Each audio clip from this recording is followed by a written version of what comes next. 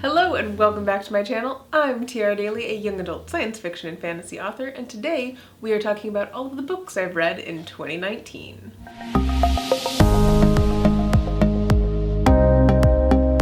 So I am by no means a booktuber.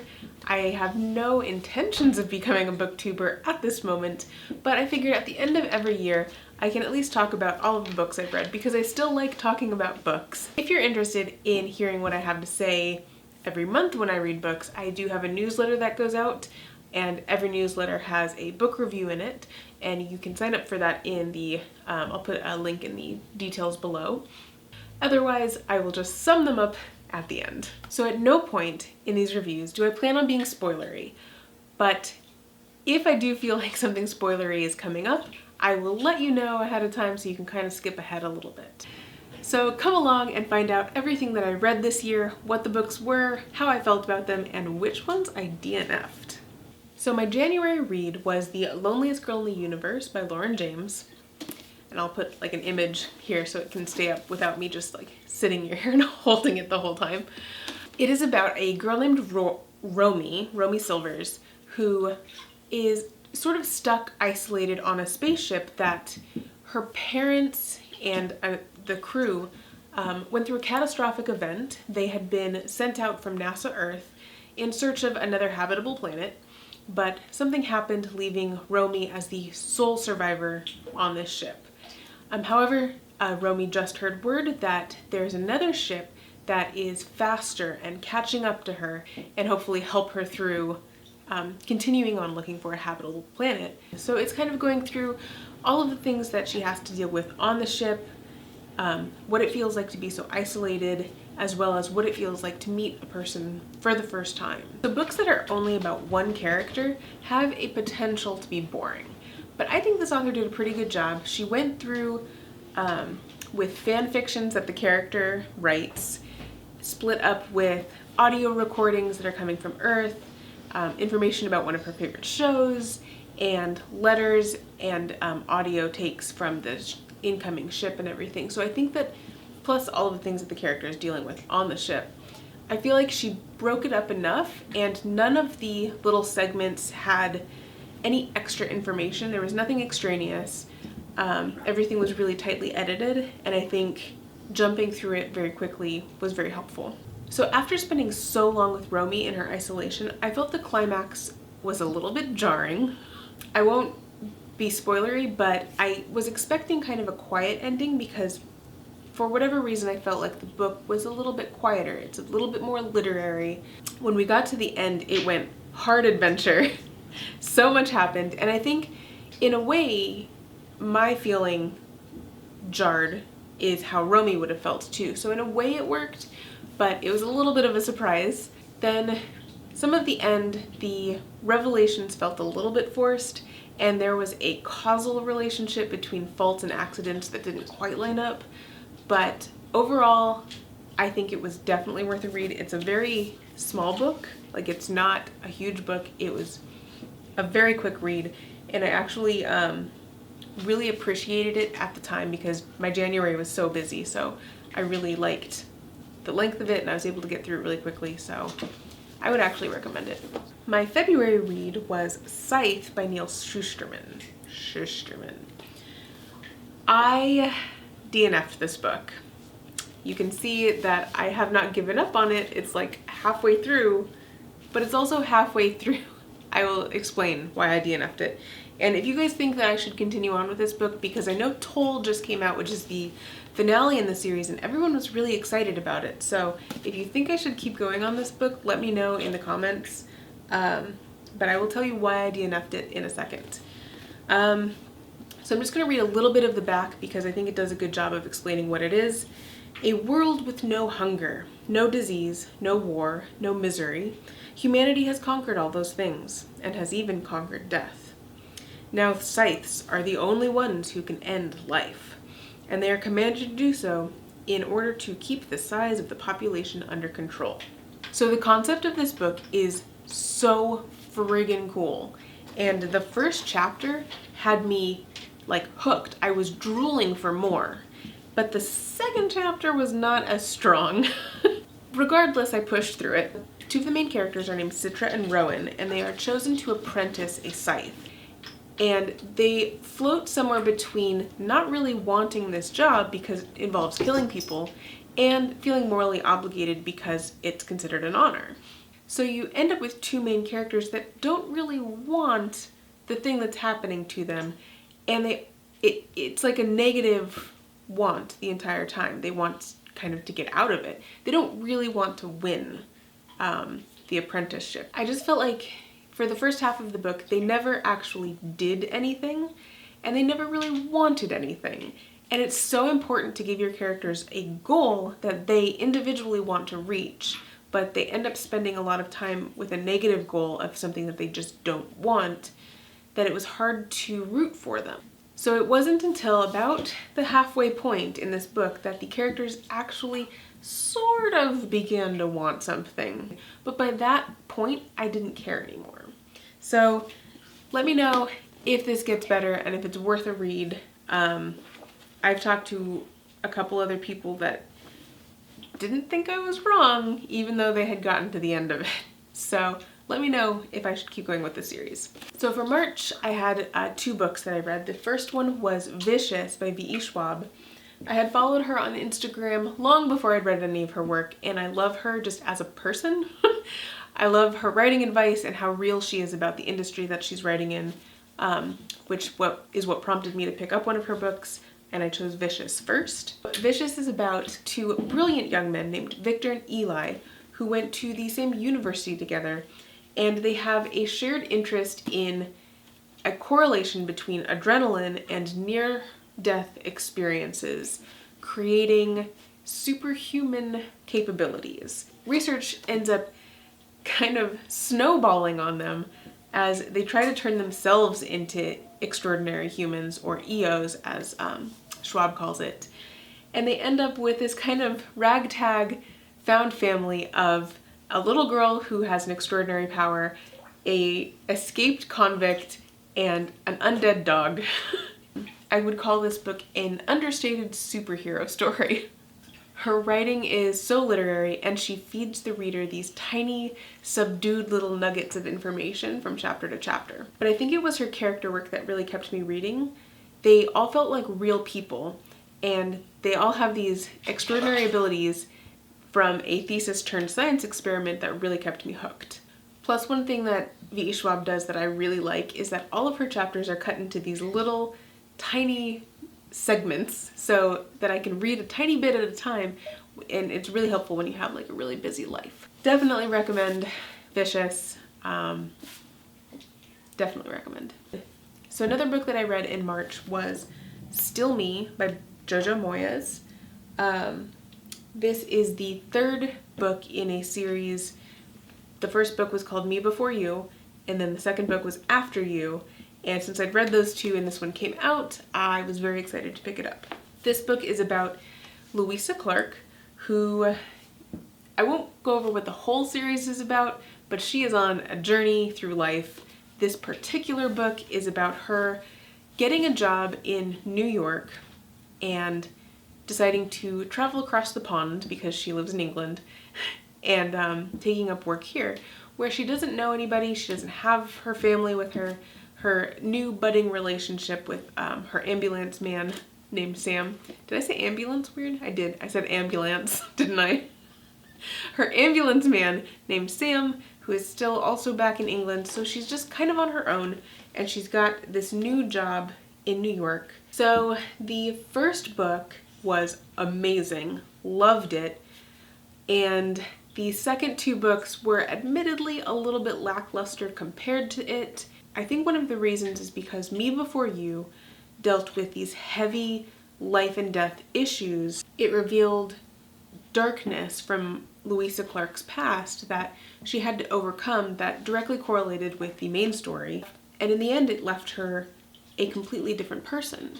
So she changed dramatically from the beginning of Me Before You to the end of it. Still Me didn't have those big life issues. It didn't have some big deep-seated darkness in her past. I felt like there was a theme of her figuring out who she was and not being who others wanted her to be, which is a really important theme in a book, but it felt very low-key, especially compared to the first book. However, one of the things that Jojo Moyes does is that she uses these small, specific details in her writing that always keeps me reading, especially when it comes to Louise's love of clothing. For example, one of the things that I came up with was, she doesn't just say a character is wearing a pink dress.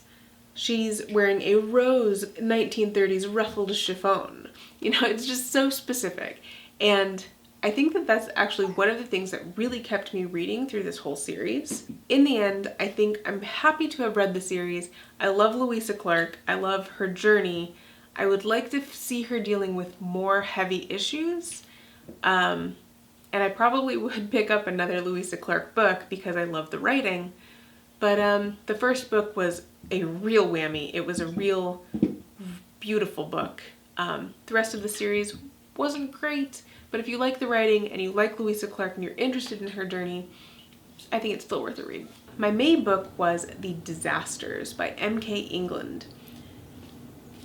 This book is about a hotshot pilot named Nax Hall who has a history of making poor life choices. Within the first 24 hours at this academy that's basically floating right outside of Earth, he gets kicked out. He meets another couple washouts, and as they're just about to board a ship back to Earth, the academy is attacked. They manage to escape, but on their escape, it makes them look guilty, and they become the perfect scapegoats for this terrorist regime, this whole plot element. It took me a really long time to get through this book, and it shouldn't have. It's action-packed, it has a witty main character, it has a great cast of characters, so why did it take me so long to get through it? It honestly felt like action for the sake of action. The main character never had anything riding on the situation, and he never seemed fully invested in the problems that they were going through. The best way to connect a character to a save-the-world scenario is to show something that they care about on a more minute scale. So Nax Hall had family living on Earth, which Earth was one of the planets in trouble, but we never really got to communicate with his family. We never really got to understand how much he would want them to live. I know that sounds horrible, but you have to have something there that connects them emotionally to your main characters, and it wasn't ever there. I never felt like he cared, and I wanted to care. And another example is that the first plot point involved the space station going down, but the only emotional connection we had to that was a bully of the main character, that we're not going to care for this guy's bully. And then we had to go to other planets, and there were characters that had their own personal stakes on these other planets, and I almost feel like I would have rather seen the book from their point of view. I'm pretty sure that this was just a single point of view of Nax Hall, and maybe it would have done a little bit better as a multi-POV to get more emotion into the book. There's one other point I wanted to make, which is there is a romance that happens throughout this book, and it's kind of a love triangle sort of thing, and I kind of feel like the book could have done without the romance element. There was a lot going on, there are a lot of planets in peril, it's terrorist, it's a big scope thing, and they're busy trying to figure out who they're more in love with. So I don't think it was super necessary, and the main character spends a lot of the first part of this book with a character that he's just met, does not know, and he keeps touching her. He'll like brush her shoulder gently or like caress her cheek or whatever, and it's just like constant touching, and I'm like, these are unwanted gestures, and she never does anything to like shove him off, but she also never does anything to like flirt back or touch him back, so it felt really weird and gross in my opinion. The whole time I was just like, stop touching her. Why are you touching her? Like, she's not doing anything back to warrant you continuing touching her. Stop it. Sorry, rant over. I have other thoughts on this book. I don't want to mention all of them. Some of them do get a little bit spoilery, so I'm not going to mention them here. However, I will link below. I have a whole write-up on my website about all of the different reviews on books. If you want to read the whole review on The Disasters, it is down there, so you can check that out. In the end, I wanted so much more out of this book, and I think it could be better, and I want the author to push herself when she's writing, but I'm not sure that The Disasters has been my favorite read. So my June read was Legendary, the second novel in the series, the Caraval series by Stephanie Garber. So a little bit spoilery, just doing a recap of Caraval. It is about Scarlet, who goes into the Caraval world, which is kind of this game that they have to play to get to the end of it and save her sister Donatella. Now, Legendary is from Donatella's point of view. Now, she's already escaped her father, she's saved her sister from an arranged marriage, but in order to do so, she has struck up a bargain. And in order to complete this bargain, she has to win another Caraval series. So I loved this book.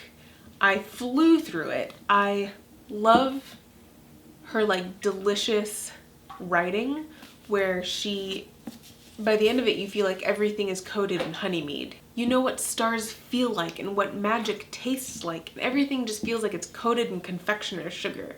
Like, it's such a good way to describe things when you're in the Caraval world. I love Tella way more than I loved Scarlet. She's just unafraid, she's bold, she knows what she wants, and she's not afraid to try things to get it, which her sister was a little bit more reserved. So I loved her. She's just a main character that you want to follow, you want to see where she's going to go. Caraval was just okay for me, honestly. I always kind of felt like the first book felt like a dream.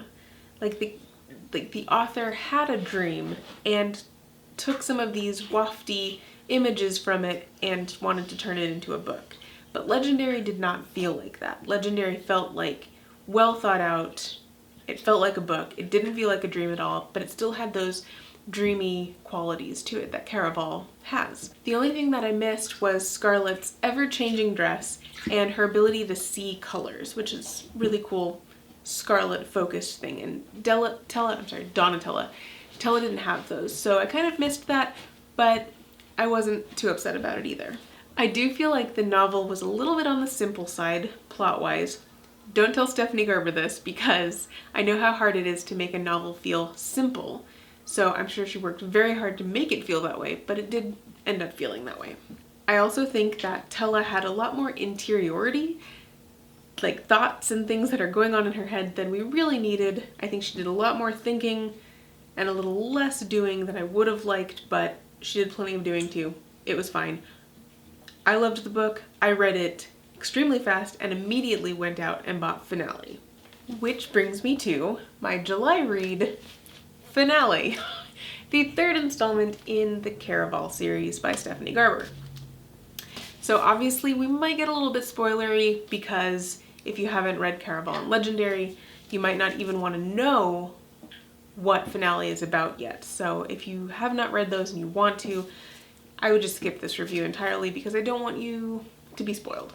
So this book deals with the fates being freed from the deck of cards that was in book 2. They are not good fates necessarily. They have lots of magic, way more magic than Legend, the person who creates Caraval, has. And we've already seen in the first 2 books that he's created Caraval, which means he has tons of magic. And these guys are not going to be using it well, so everyone decides to band together and kind of put a stop to it and kind of defeat the fates. The first thing that I liked about this book was that it is a dual POV between Scarlet and Donatella, the 2 sisters, which I thought was a really nice touch for the ending of a trilogy that had the 2 POVs in the first and second books. I also loved the Deck of Destiny. I liked the idea of it. I liked the fates and the entire concept behind it, but I felt like the plot was a little bit disjointed and it subverted expectations in a lot of the wrong ways. Every situation was treated solely as more information for the character, and that was it. That's all the scene did. When you write, scenes can do more than one thing, but I felt like these scenes only offered more information. I feel like they spent a lot of time with this red herring of time and being able to go back in time, and it wasn't used in the ways that I expected it to be used. A lot of times the characters ended up doing very vapid things that didn't have anything to do with the plot, and it felt like another red herring and another subplot, and it just was not tied into the main plot at all. I'm convinced this book was meant to be something else and was heavily edited to go a different way. Oh, lastly, and probably one of my biggest gripes, is that in the Caraval series, the third Caraval book does not have a Caraval, which means there's not nearly enough of that magical, delicious writing that kept me there and powered me through the second book and the first book. It just did not exist in this book because there was no Caraval. There was nothing to make a magical world. They were busy fighting the fates the whole time, so even the writing wasn't as magical and lyrical as it had been before. And I think the thing that bugs me, it's not just that there's no magical writing, but there's also no Caraval in the third book. Like, I'm reading this series to see Caravals, and I just feel like maybe I like the fates, but I'm wondering if that couldn't have been saved for a different book. I know. So overall, this was a huge plot letdown. I'm super bummed about it. I would recommend the series as a whole for casual reading. Loved book 2. Book 1 was decent, but I mean, everything got tied up. Everything ended, and it ended well. I had no problems with it, but it was a journey to get there. So I wouldn't recommend this particular book, but I would recommend the series as casual reading. For August, I finally got to read Six of Crows by Leigh Bardugo. I know, it's taken me forever, right? So I read Shadow and Bone. That's the first introduction I had into the Grishaverse, and I didn't like it. Like, there was nothing special about it, and it's probably because it was written so long ago and it was probably the most special one and everything copied that one. I know how it works, but I actually ended up doing pretty much like a synopsis run of that trilogy, which is why it took me so long to read Six of Crows, because I didn't think it was going to be good. I was like, I didn't like her writing, I didn't like her storytelling. Boy, was I wrong.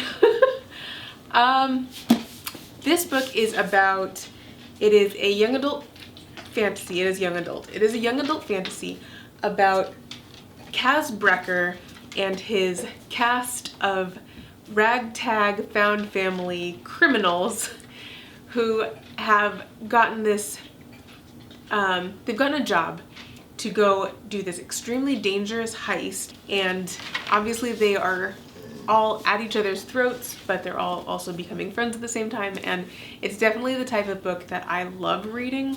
I love found families, so, and especially those, like, when everyone is very individual and very detailed and very their own person. It was full of action and magic and heart and hilarity.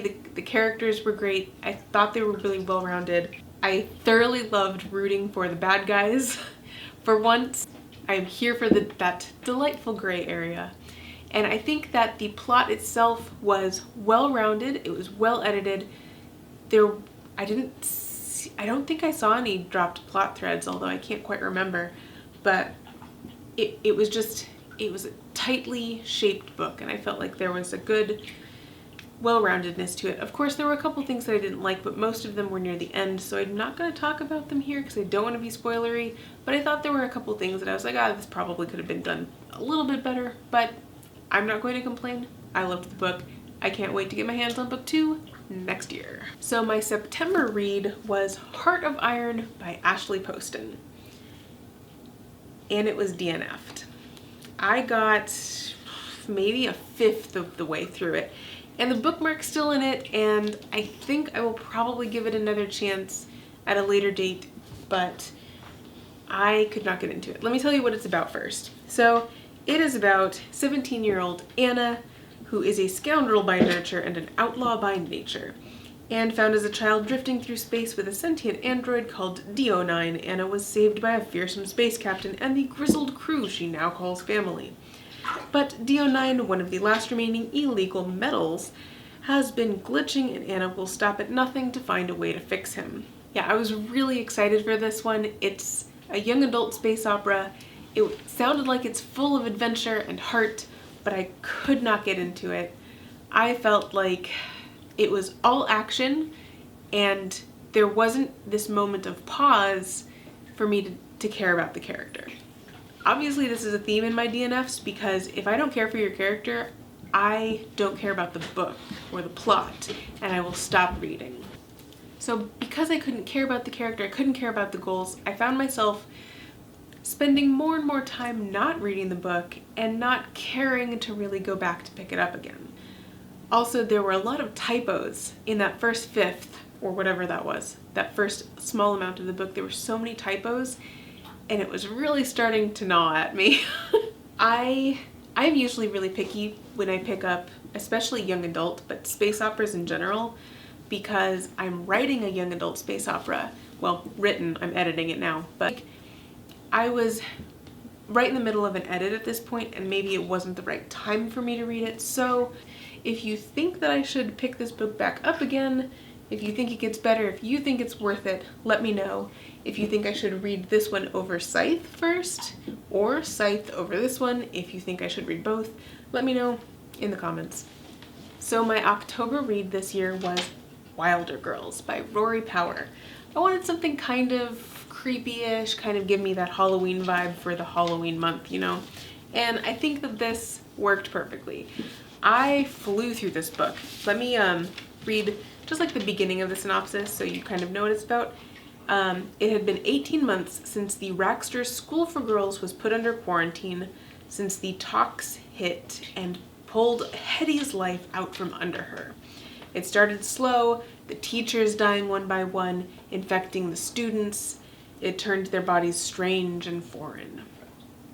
Now, cut off from the rest of the world, left to fend for themselves on their island home, the girls don't dare wander outside the school's fence, where the tox has made the woods wild and dangerous. So, yes, I loved this book. I actually flew through it. I think it is technically a young adult science fiction. The author does an interesting thing with the main character's voice, where she doesn't use a lot of coordinating conjunctions. And it took me a little bit of time to get used to, but once I was in the rhythm of the character's head, it was fine and it flew by. I found the tox infiltrating the girls' school and what was happening with their bodies and how they were dealing with the rations and the CDC extremely interesting. So I was very hooked about that.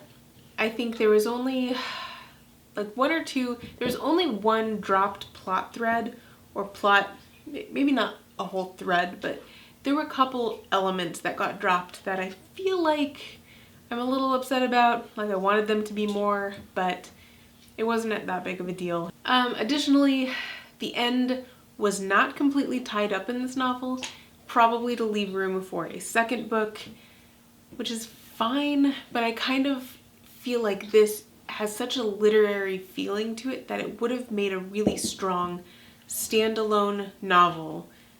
Just tie up the ending. It would have been very strong, but it wasn't perfectly tied up and that was a little bit upsetting. In the end, I thought it was a thought-provoking literary experiment on an isolated micro-society, and I loved it. I read it very quickly, and I would highly recommend it. So for my November read, I changed things up a little bit. I decided that I wanted to do a graphic novel, which I think is actually considered a comic series, but I read Saga, Volume 1. It is written by Brian K. Vaughan and illustrated by Fiona Staples. It follows this family. These two are kind of at a warring, their two species are at warring states and warring planets, and they've had a child together, and a lot of people, we've got bounty hunters and some prince who looks like a television set. There are a lot of people who are coming after them who do not want them to be together. The story was very interesting. There was always something unique in it. The art is beautiful and I loved this story. I'm interested to see where it goes. Saga is, there are many volumes in Saga. So I just wanted to get a taste of it. I'd actually first heard about it because I am a member of Owl Crate, and they sent out little magnetic bookmarks of these characters, including, I got these two and the liar cat, who is a giant cat that can detect if you are lying and will tell you if you are lying, which I think will cause a lot of trouble in the future. So I'm really interested to see where the story goes. I did finish volume 1. I flew through it. It was awesome. I'm looking forward to the rest of it. So for my December reads, which is right now, I am halfway through 2 books. I initially intended on only reading Aurora Rising by Amy Kaufman and Jay Kristoff. Again, I don't often pick up young adult space operas. I'm very hesitant because I do end up seeing a lot of similarities or differences that make me want to switch up what I have in my own work. So I'm just going to read a little bit from the inside here. It is about graduating cadets of the Aurora Academy being assigned their first missions, and star pupil Tyler Jones is ready to recruit the squad of his dreams. But his own boneheaded heroism sees him stuck with the dregs nobody else in the academy would touch. And this is not a spoiler because it happens at the beginning, is because his heroism was him going out into the fold. The fold is like this empty space that has a bunch of doorways to different parts of the galaxy. So anyway, he's out here in the fold and he finds a long lost spaceship that has one sole survivor, but the spaceship is, I think it's gonna explode or something. Something's wrong. But he goes to save her and she's unconscious, and of course that person is Aurora, who is on the cover. So he saves her, and because he's out there saving her, he gets the dregs, the bottom barrel of a crew, and they end up basically becoming outlaws. I am almost halfway through the book. It took me a little bit of time to get into it.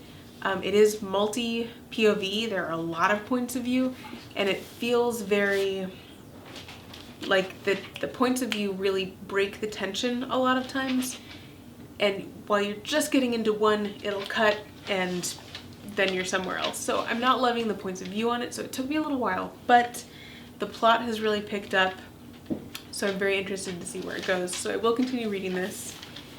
But while this was supposed to be the only book I was reading this December, and likely the one that I would have finished by now, I casually picked up A Darker Shade of Magic by V.E. Schwab just for some casual first page reading, and got hooked because I love her lyrical writing style.